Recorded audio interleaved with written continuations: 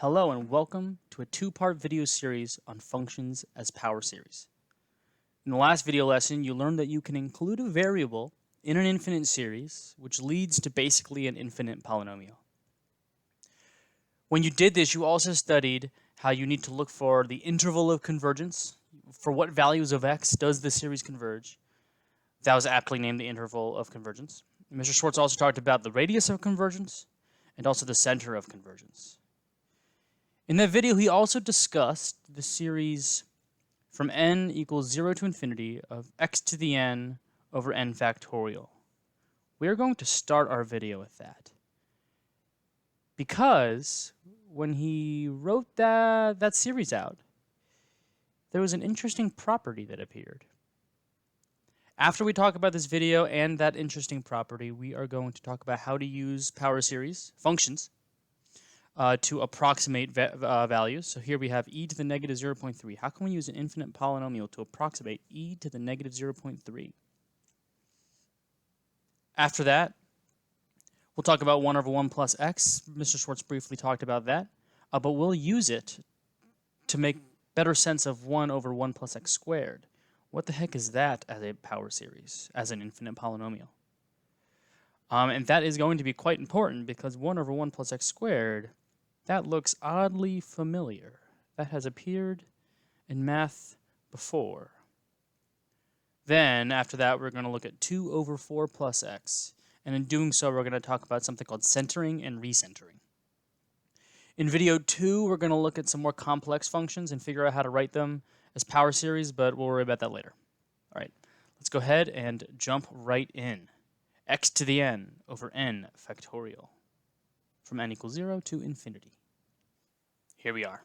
All right, so the first thing I ask for you to think about is, when does this thing converge? For what values of x does this thing converge? Either think back to the last video or just do it out real quick, because all of these problems, when we say what is the interval of convergence, the question is, use the best test. Hashtag ratio test is the best test. Let's use the ratio test. Let's just figure it out.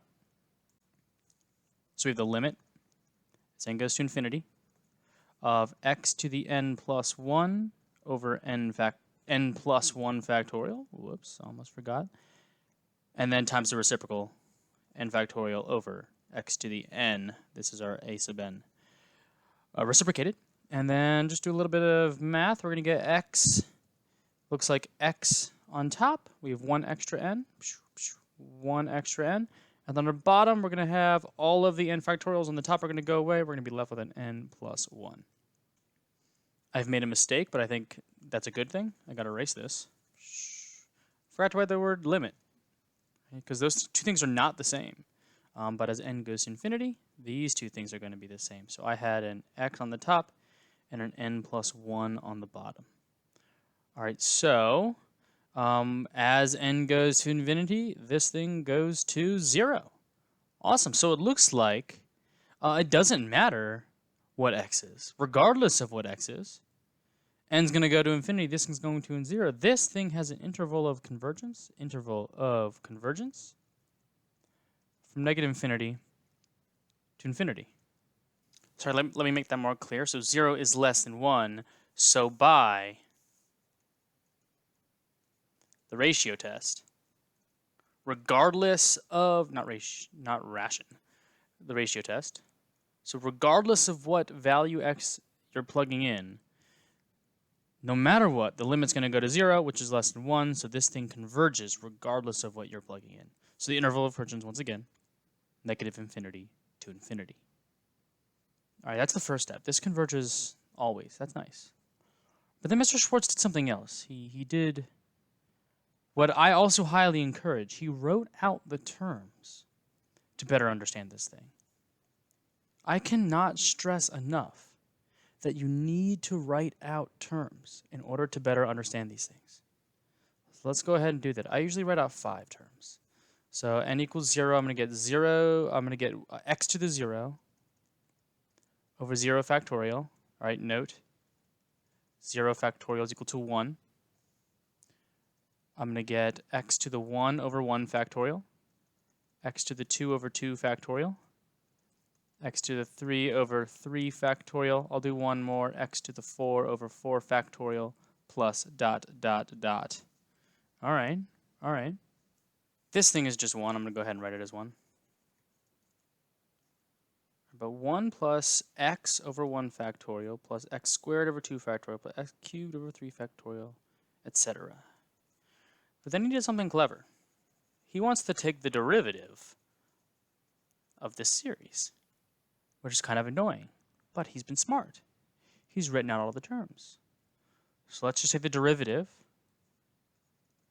Let's just take the derivative of the written out series. That's going to be 0. All right, that's going to be 1. The derivative of x is 1. Bring down the 2. Bring down the 3. Bring down the 4. All right, plus dot, dot, dot. Wait a second. This 2 is going to cancel that 2. This is going to become a 1 factorial. And this 3 is going to cancel that 3. So 3 factorial divided by, or cutting out the 3 leaves you with 2 factorial. And then getting rid of cutting out the 4 is going to leave you with 3 factorial. And if I continued, I'd have x to the 4th over 4 factorial. These terms are all the same. F of x is equal to f prime of x. This is the thing that he established in the previous video, and it's quite beautiful because we know a function that has this property. E to the x has this property. Wait, but before we do anything, are there any other functions that have this property? Let's solve the equation.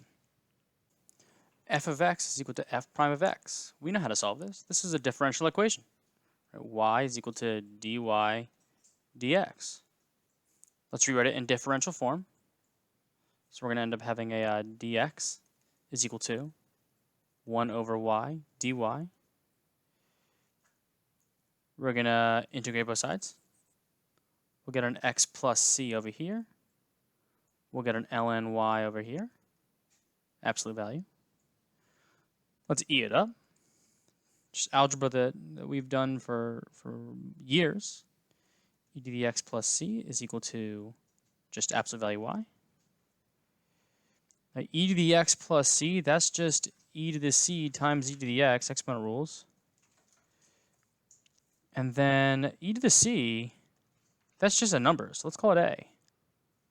We have y is equal to ae to the x. Let's figure out what a is, because we have a function to work with. Let's plug in 0. If we plug in 0 here, we get 1 plus 0 plus 0 plus 0 plus 0. If you plug in 0, we get 1. So let's plug in 0 into this thing. And 1.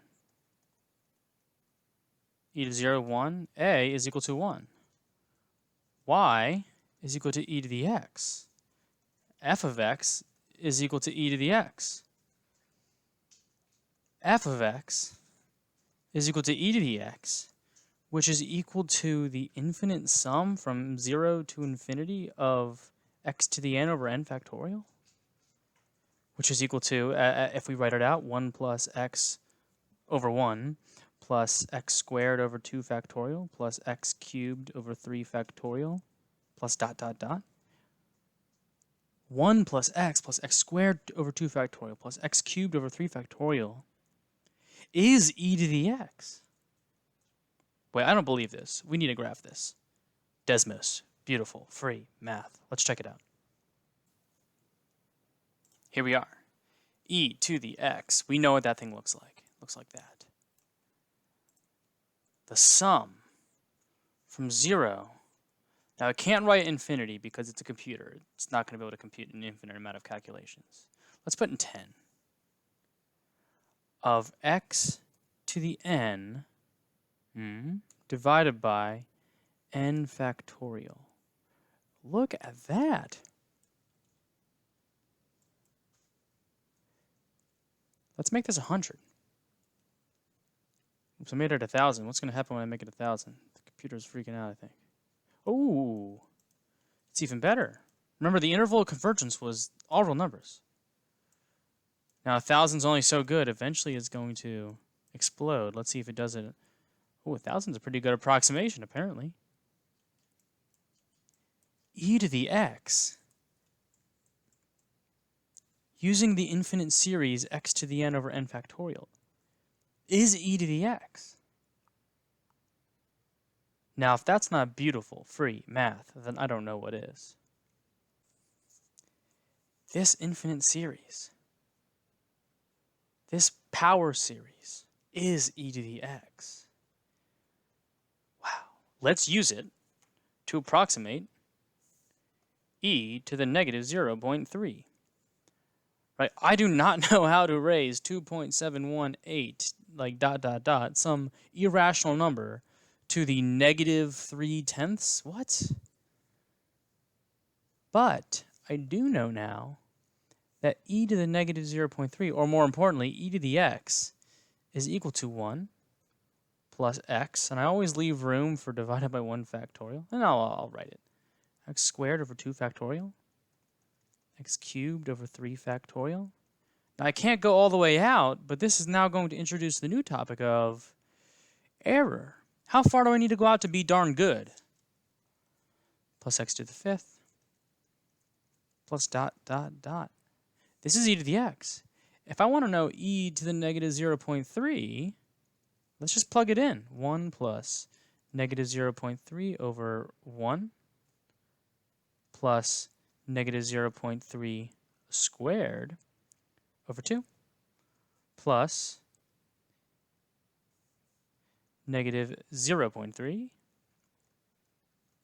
cubed over 3 factorial, that's 6.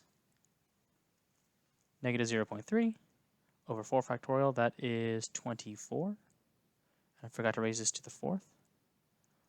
Plus, once again, negative 0.3 to the 5th over 120. Plus ... I can evaluate this thing. And spoiler alert, guess what? When you tell a calculator to evaluate e to the negative 0.3, this is exactly what it does. It uses the power series expansion of e to the x to evaluate. And it gives you all that precision just by going out a lot of terms. All right, so what the heck is this thing? I've calculated it. Here it is. This is, according to my calculator, 0.74081725. But how good of an answer is that? Can we figure it out? Well, let's backtrack a little bit. I have a negative here. Let me pull that out front. And when I square this, that negative is going to go away. And when I cube this, that negative is going to come out front. And when I raise this to the 4th, that negative is going to go away, stay a plus. When I raise this to the 5th, that negative is going to get pulled out. This is an alternating series. 1 minus plus minus plus minus plus minus plus. And each of these terms are getting smaller. So my question to you is, what's the next term? Is it going to be positive or negative? What's its magnitude? 0.3, negative, 0.3 to the 6 divided by 6 factorial. What is that? It's going to be positive 0.3 raised to the 6 divided by 720. Which is, according to my calculations, 0.0000010 125. The terms are getting smaller in magnitude. They're alternating in sign. This is the alternating series test in a nutshell. This answer is at least, or at most, at most, that far away. The true answer of what e to the negative 0.3 is is it is somewhere in the interval 0.74081725, comma, this number plus 0.7410125, which ends up being 0.7408182625.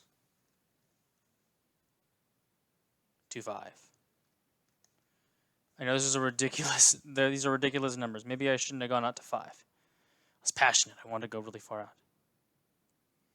But what we know is that our approximation of negative 0.3 is between these two numbers.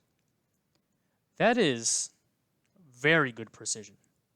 And this is exactly what the calculator does. When it gives you 9 digits of accuracy, it's going far enough out in a power series so that it can give you an error that is very small. And I think that this error right here is very small.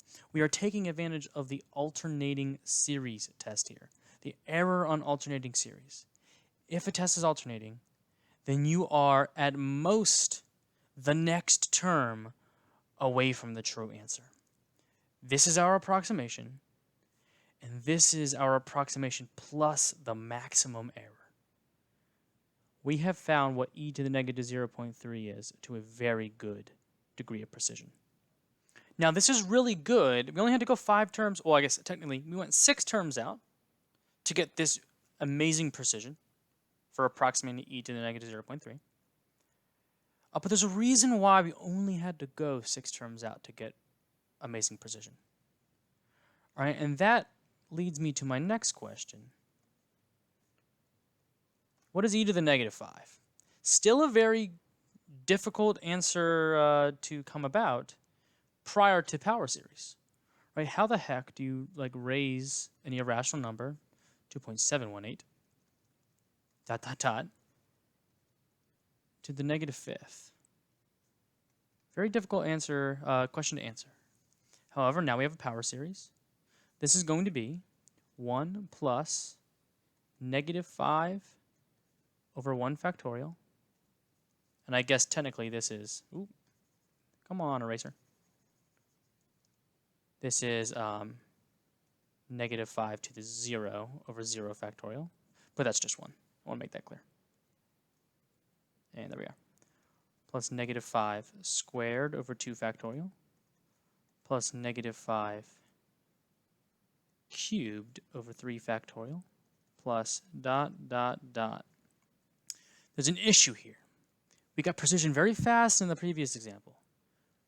But if I actually calculate these things, 1 minus 5 plus 25 over 2 minus 125 over 6 plus ... I'm not converging on a number very fast. I'm negative 4 plus 25 halves, that's 12.25. This is nasty. I mean, why are we getting such a good answer before with only 5 terms, but a bad answer here? Because if I keep going, I'm going to eventually get there. This denominator is going to eventually grow much faster than the numerator does. Negative 5 to the 10, that's a big number. But 10 factorial, that's much bigger. The reason why we're not converging fast is because we are far away from the center of convergence. The closer you are to the center of convergence, the faster you're going to converge. So it would be great if we had an approximation, a power series for e to the x that was centered around 5. Or no, sorry, negative 5. Because then negative 5 would be super duper close. We'd get a really good approximation. But we're far away from it. Oh well, let's move on. Right, e to the negative 0.3 using power series converges very fast. This will converge, but it's going to take a while. Certainly going to require more than 4 or 5 terms. All right, moving on. The next question that we need to answer here is, can we write the following series as an algebraic function.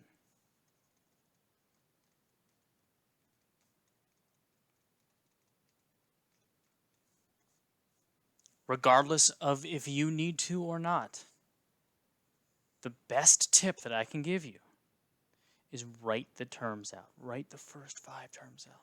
Hey, if you're lazy, write 4 terms out, but write the first several terms out. Plug in 0, -1 to the 0, that's 1, x to the 0, that's 1. Plug in 1, we get -1. Let me go ahead and erase this. I'm getting a -1 to the x. Sorry, -1 times x to the 1. Plugging in 2, I'm going to get -1 squared. I'm going to get x squared. Next term is going to be -x cubed. Next term is going to be x not 4, x to the 4 minus ... All right, looking at this thing, we have a ratio, a constant ratio between terms, x. This is a geometric series.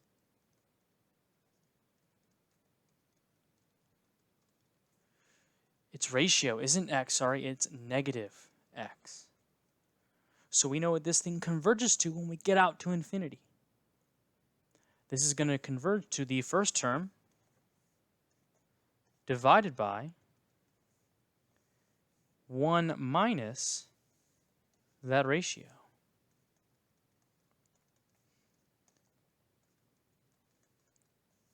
This series, this infinite polynomial, is really just the rational function 1 over 1 plus x. Right, it might be a little bit of review. It was discussed in the previous video. Let's look at a graph of this on Desmos. Free, beautiful, math, and confirm it. Let's see if a computer agrees with what the algebra is telling us. Here we are. -1. Oh, sorry, let me write sum. Sum. I just typed in SUM, by the way, to those who want to use Desmos. Beautiful, free math. And I can't write infinity once again. Let me write 10. I like to start with 10, and I'll make it larger if I need to. -1 to the n times x. Ooh, that looks cool. To the n. Interesting, interesting. All right, let's graph 1 divided by 1 plus x. Ooh, look at that. These two graphs line up only on a specific interval, though, and it looks like that interval is from negative... Sorry for all like the moving around. Oh, I like that. Let's make that -1 to 1. Wait a second. That's the interval of convergence. Let's move back. I'm not going to do it right now, but the interval of convergence of this is -1 to 1. These two functions, f of x up here and f of x down here, I'm not crazy writing f of x twice. These are the same thing on the interval of convergence centered around 0. 1 minus x plus x squared minus x cubed plus x to the 4th minus ... yada yada yada is the same as 1 over 1 plus x on the interval of convergence -1 to 1 centered at 0. Interesting. 1 over 1 plus x is equal to 1 minus x plus x squared minus x cubed plus x to the 4th minus ... on -1 to 1. F of x is equal to this on the interval -1 to 1. Sorry for being redundant.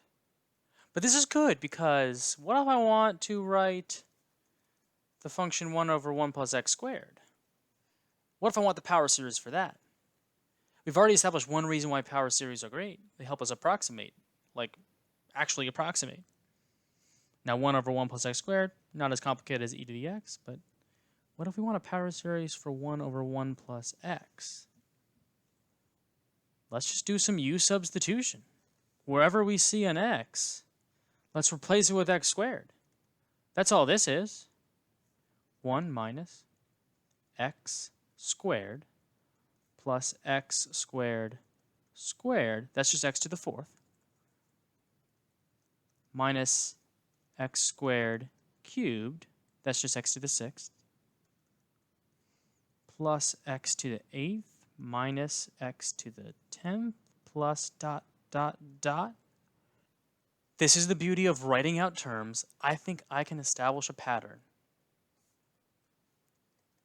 for 1 over 1 plus x squared now that I've written out the terms of its power series. This is probably the hardest part of this whole stuff, is to rewrite this as a series. So I'm going to go from 0 to infinity. And I notice that I'm alternating, so I need that -1 to the n. And that should handle my negative, positive, negative. 0 is going to give me positive. 1 is going to give me negative. 2 is going to give me positive. Cool.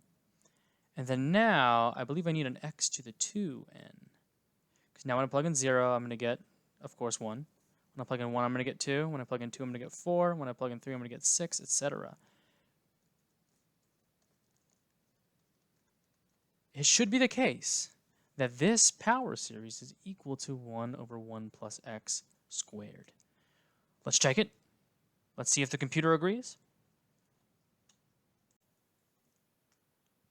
We have 1 over 1 plus x quantity squared. That's that thing. And we have the sum from 0 to, let's go with 10 again. If you want to make it better, we just increase that number, of -1 to the n times x to the 2n. Ooh. Oh, so it's looking like if we inspect this power series a little bit closer, we're going to have some sort of interval of convergence that's not infinite. We're going to have a radius. We're going to have a center. Looks like the center's at 0. Let's go ahead and make this 100. See what happens.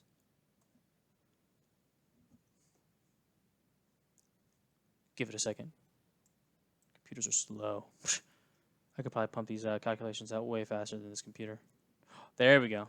Oh, look at that. So it's looking like the interval is from -1 to 1. And right when you get to 1, the series is like, nah, see ya, and then explodes. It diverges. Right, if I make this 1,000, let's see if the computer handle it. Let's all just sit here awkwardly. Wait for it. Wait for it. Wait for it.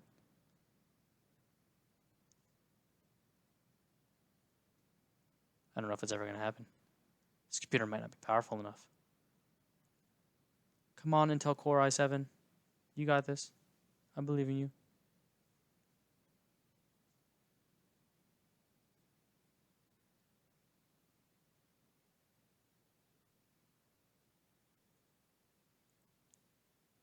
There it is. Ooh, I blinked and I almost missed it. Look at that, and I can zoom on in, and it's even better. But it looks like the interval of convergence is from -1 to 1. But this computer can't even handle it. All right, here we are. We're back. So the algebra. If we want to figure out that interval of convergence, we just need to take this thing right here and use the ratio test and find out for what values of x does this thing converge. And it's going to be -1 to 1. So we have 3 functions so far. We have that e to the x is equal to 1 plus x squared over 2 factorial. That is not a factorial. Factorial x cubed over 3 factorial plus dot, dot, dot. That repeated. We have its sum as well. So we can actually write the whole thing. Let me actually write an infinity. It's going to be x to the n over n factorial. Right? This is worth memorizing. Especially if you're preparing yourself later on with this video for the AP test. This is worth just knowing. This one's also worth knowing. 1 plus 1 over x. That is the sum. Actually, I can write the whole thing out. That is going to be 1 minus x plus x squared minus x cubed plus dot dot dot.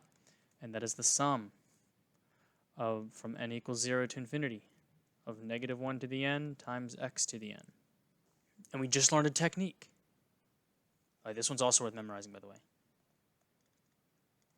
We just learned a technique. If we want more complicated things, U substitution is something that we can do. If we want 1 plus x squared, we just need to plug this thing in. X squared 4x. X squared plus x to the 4th minus x to the 6th plus dot dot dot.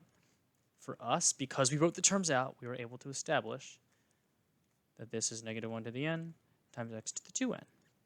Right? We have now graphed all three of these things and established that this is in fact true. E to the x is equal to this one on an interval negative infinity to infinity. That was pretty sweet. These only worked from negative 1 to 1. All right, so there's a lot of things that we're juggling right now. We have interval of convergences. We have functions that are equal to infinite series. All right, the last thing I want to do in this video is talk about this. 2 over 4 plus x.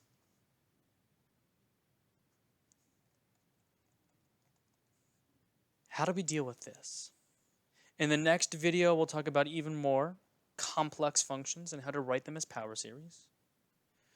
But how do we deal with transformations on something that we know, 1 plus 1 over x? Well, there's two ways. And the first way leverages the fact that this looks oddly like the sum of a geometric series, where a sub 0 is the first term, and the denominator is 1 minus the ratio. Now the problem here is that this is not a 1. So we need to deal with that somehow. So let's make it a 1. How in math do we make something 1? Well, let's divide it by 4. Wait, this is an expression. We need to divide everything by 4. I'll multiply by 1/4 up here. All right, okay. So 2 times 1/4, that's 1/2. 4 over 4, that's the one we wanted, plus x to the 4th. That looks even more like this. So let's see. This is going to be the sum. Our first term is 1/2. Our ratio is x over 4. And not x over 4, but negative x over 4, because this is a minus and this is a plus to the n. There we go, we've done it. When does this thing converge? What's its interval of convergence? Well, we care about when the ratio is between negative 1 and 1. If it's negative 1, 1, or outside that, a geometric series is going to diverge. Oh, by the way, I think a nicer way to write this would probably be 1/2 times negative 1 to the n times x over 4 to the n. I don't know. I just like to emphasize that it's alternating. And in fact, I'm going to go ahead and back up and write it as such here. Negative 1 to the n, x over 4 to the n. All right, when is our ratio between negative 1 and 1? Well, let's solve that inequality. Multiply by 4. And there you have it. That is our interval of convergence. Negative 4 to 4.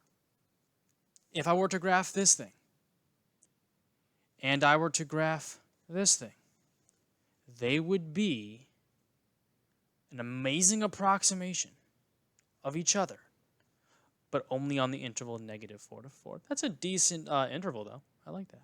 That's good. I said there was a second way. Let's do way 2. Right, because there's another way to make that 4 a 1. 2 over 4 plus x There's another way to make that 401. One way is to multiply everything by the inverse. Sorry, not the inverse, the reciprocal. Let's get our vocabulary correct. The other way is to do this.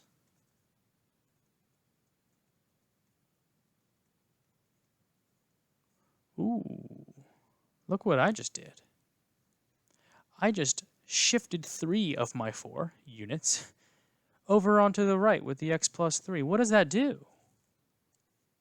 Let's write this out as a polynomial. This is what the geometric series converges to. So my first term is 2. And my ratio, so a sub 0 is 2. My ratio is negative x plus 3. So my next term is going to be 2 times x plus 3 with a negative in front, plus 2 times x plus 3 squared. That negative is getting hit twice, that's why there's a plus. Minus 2 times x plus 3 cubed, plus dot, dot, dot. Okay. All right, I can use this to write my series. I'm feeling this series is going to be a 2. It's alternating. Every term is alternating. And then my ratio is x plus 3. Writing out the terms is invaluable. When does this thing converge? On what interval? Interval of convergence.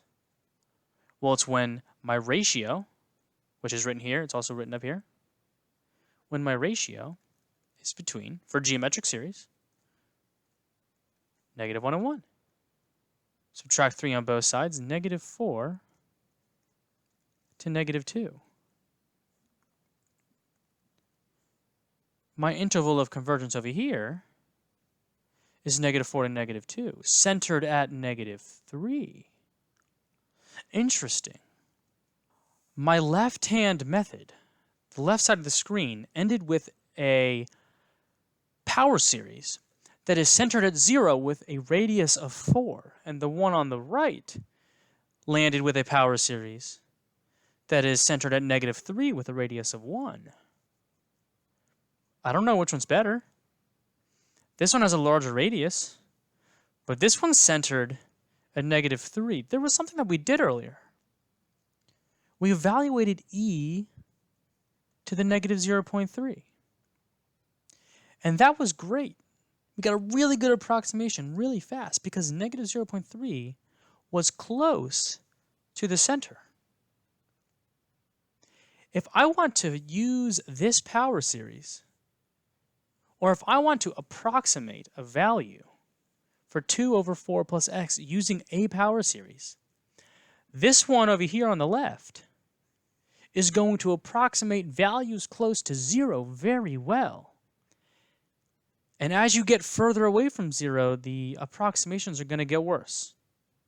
Once you get to negative 4, the series diverges, it's useless. But if you want to approximate values close to negative 3, the series on the right is the way to go. That's going to approximate values close to negative 3 really well. It diverges 1 unit away. Its radius is only 1, but it's going to do a really good job for values close to negative 3. Right? This series on the left is a series that approximates 2 over 4 plus x, centered at 0. If you want a series centered somewhere else, all you got to do is use a different method. The one on the right centers it at 3. Challenge.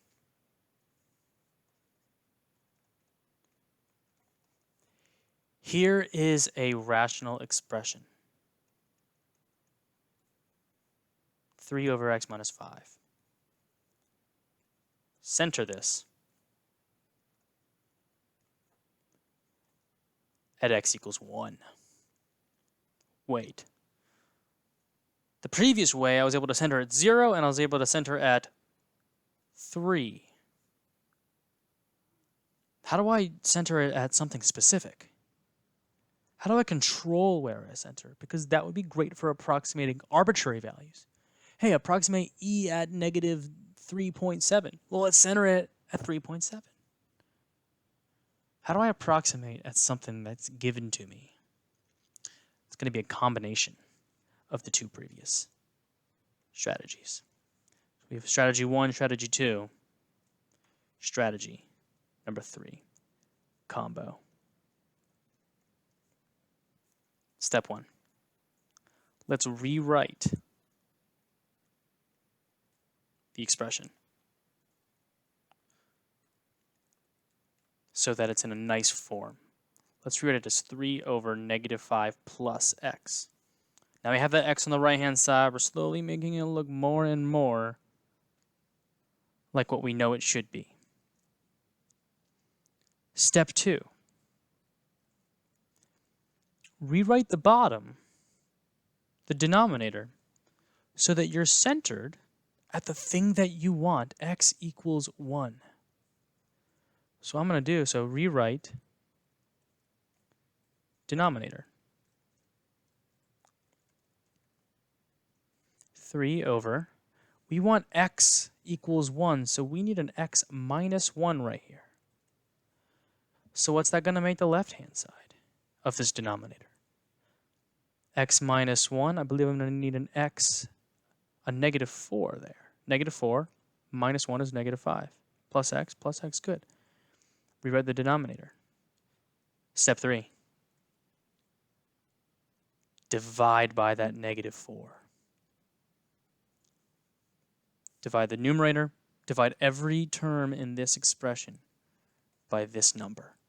That will get you the 1 that we want. 3 divided by negative 4. Negative 3/4, better yet.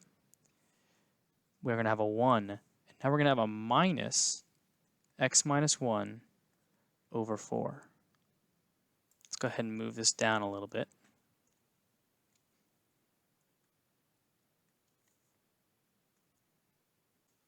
And say divide by constant. I don't have good names for these steps, but I think it's fairly straightforward. If it's not, just let me know. But I rewrote the expression so that the negative 5 was in front. I centered at what I wanted, the x equals 1, meaning I subtracted 1. And then I divided by the negative 4. And this I can work with. Let's take this to the next page. Negative 3/4 divided by 1 minus x minus 1 divided by 4. First term, negative 3/4. The next term is going to be, we're not going to be alternating this time because the ratio is x minus 1 over 4. There's no negative here anymore. Yes, there's a negative here, but the plus there resulted in the alternating series. No alternating series here. So we have minus 3/4 minus 3/4 times x minus 1 over 4 minus 3 over 4 times x minus 1 squared over 4 squared minus 3/4 x minus 1 cubed over 4 cubed minus dot, dot, dot. Writing out the terms helps us understand it better. Here is our series. N equals 0, infinity, negative 3/4 is our first term, and our ratio is x minus 1 divided by 4 to the n. And then our interval of convergence. We care about when the ratio is between negative 1 and 1. Multiply by 4 everywhere. And the interval of convergence is, well, actually, this is going to take a few more steps than just one. We're going to have negative 4, x minus 1 to 4. And then if we add 1 everywhere, we get -3, 2, 5. We are centered at 1.